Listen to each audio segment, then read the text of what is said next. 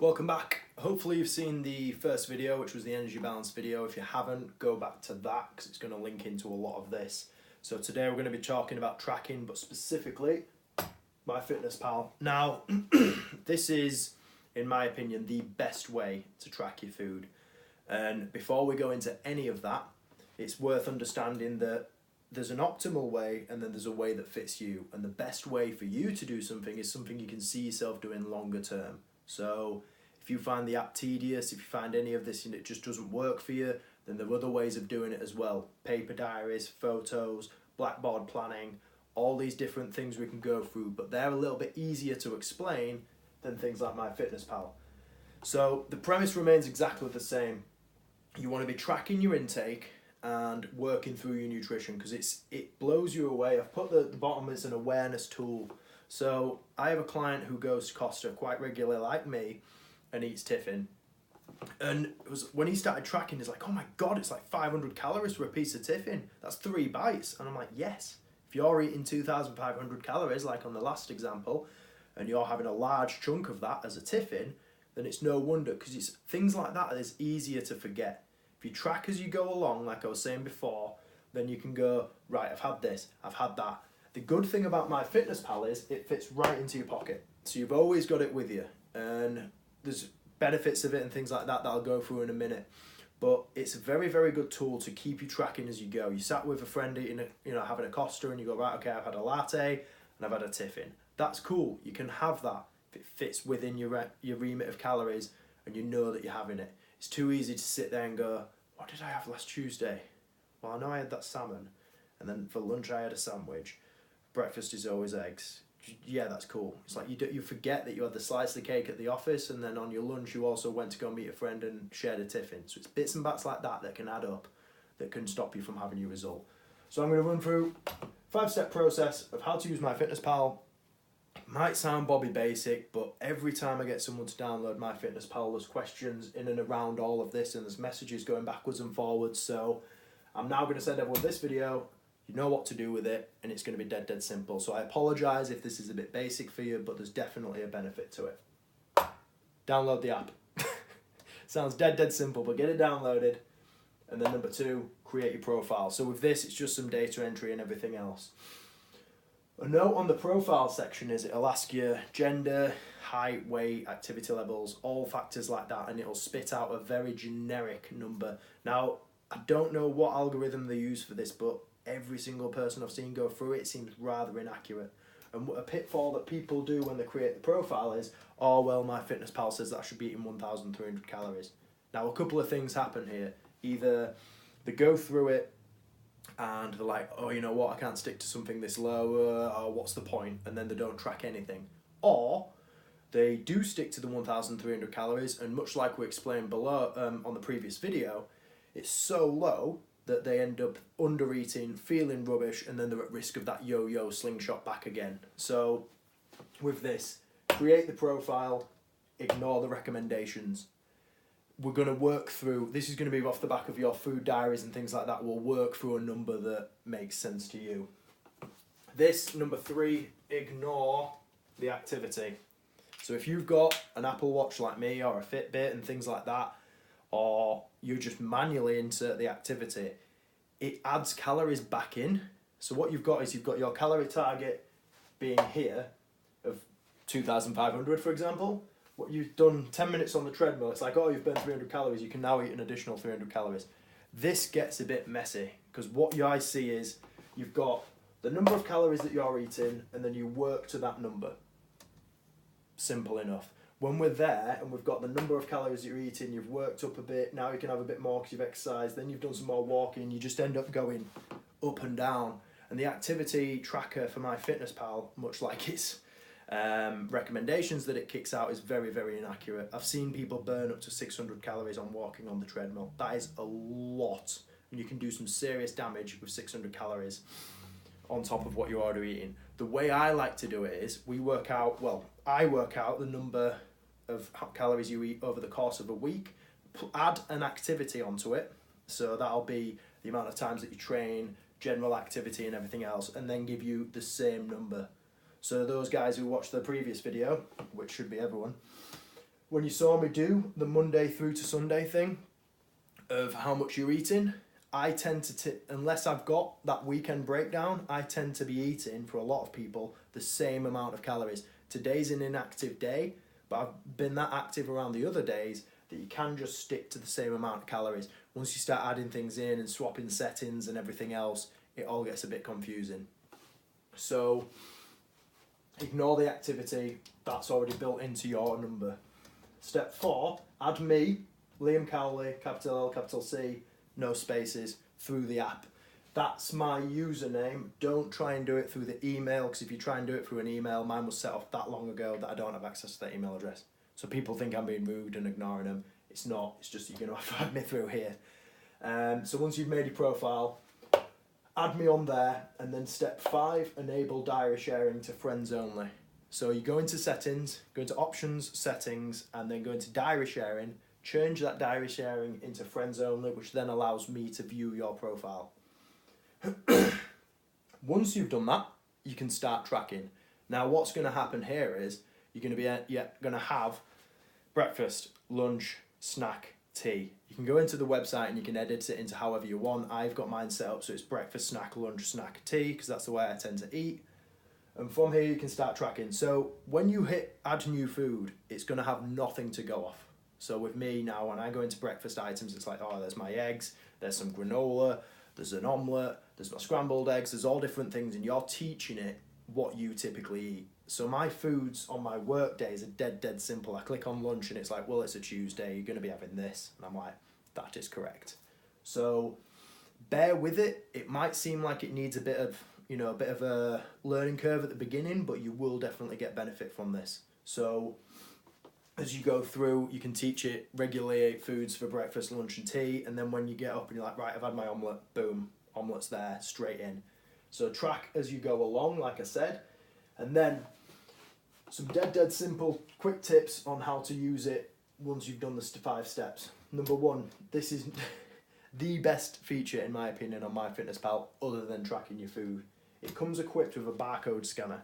So not only can you click onto snacks and search Costa Tiffin and it'll go bang, here's all the food items from Costa, and you can search it that way, but if it has a barcode, like a sandwich, a pack of, what would it be, pack of Snacker Jacks, or something that you're eating at a service station from Marks and Spencer's, like some chicken satay, you scan that, it goes boom, here you go, chicken satay from Marks and Spencer's, 320 calories, this much protein, this much fat, this much carbs, puts it straight into the system.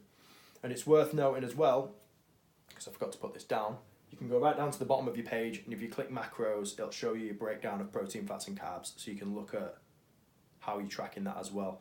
But the scanner is dead simple. If there's something like the popcorn that I eat at the end of every training session, I've scanned that in, so now it's a regular item. And when it's a regular item, I can go Monday, Tuesdays, Thursday, Fridays, quick add as my post-workout.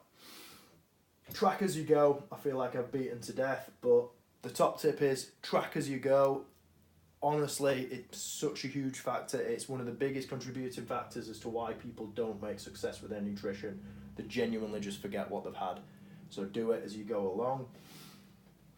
Number 3, this isn't so much with my guys because I bring it home so much, but when I do nutrition consultations for other trainers, clients and things like that, they track all the good stuff because they're not as awesome and they don't have a cool video beforehand to explain that there's no good and bad stuff, it's just all energy.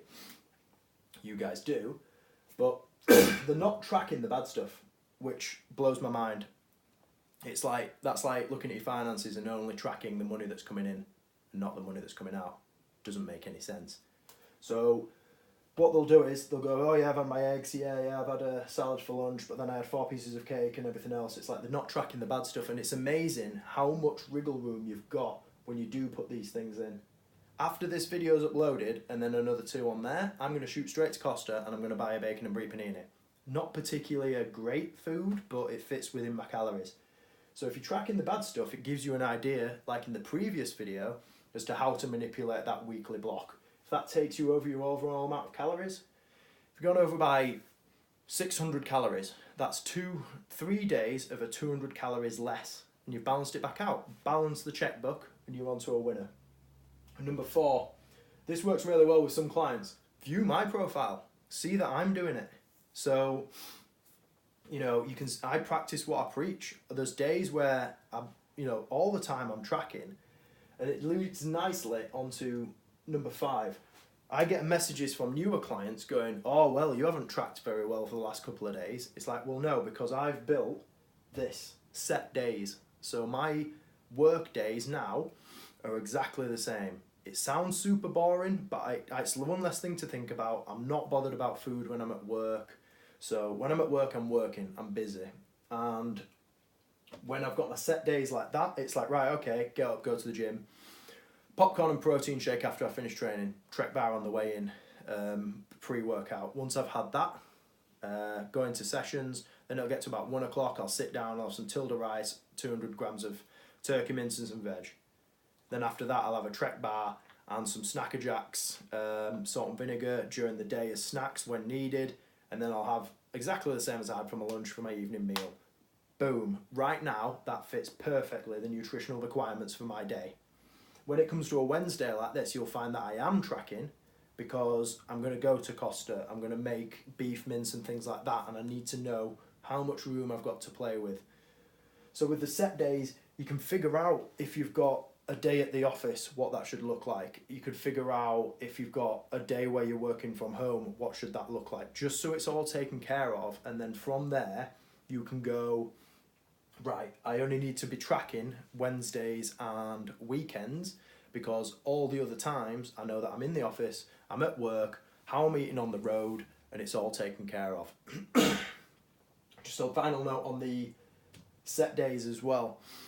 You can partially set the days. So if you know that you've got your breakfast, lunch, and this is something I used to do but don't do particularly as much now because I'm tightening up for a competition.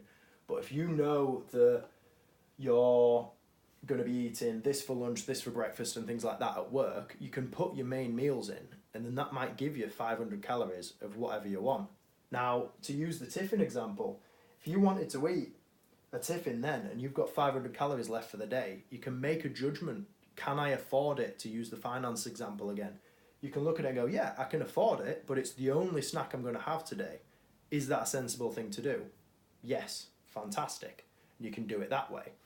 Or you can break it down into 3 sets of, you know, whatever it might be. You might do 220 calories of this, 230 calories of that, and just make it work.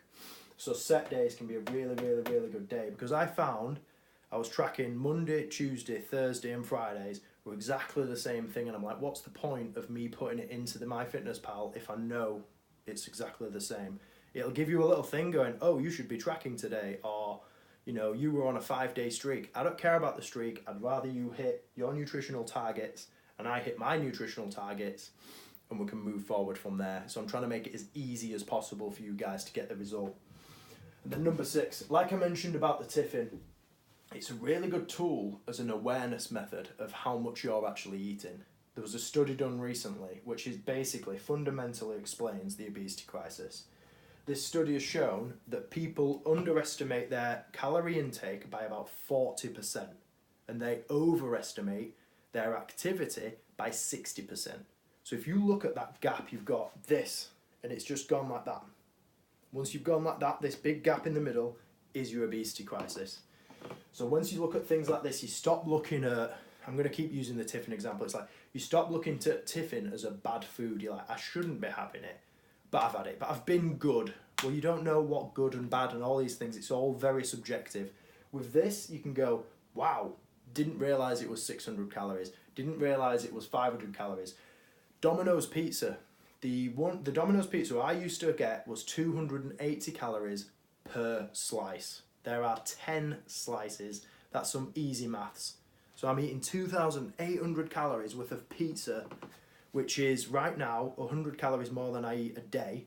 And that's not including anything else. It's easy to think pizza's not the best food, but I've been really good all week. That can massively throw your calorie target out. So once you start tracking these things, you can use it as an awareness, not to put you off from eating those things, but find a way to incorporate it in should you need to. You don't have to eat pizza, you don't have to eat tiffin, but if you want to, there's certainly ways to fit it in. And it's just a really, really good way to, when you go do your weighing or your measurements and things like that, you can go, I probably won't have made a result because I've gone massively over on my calories.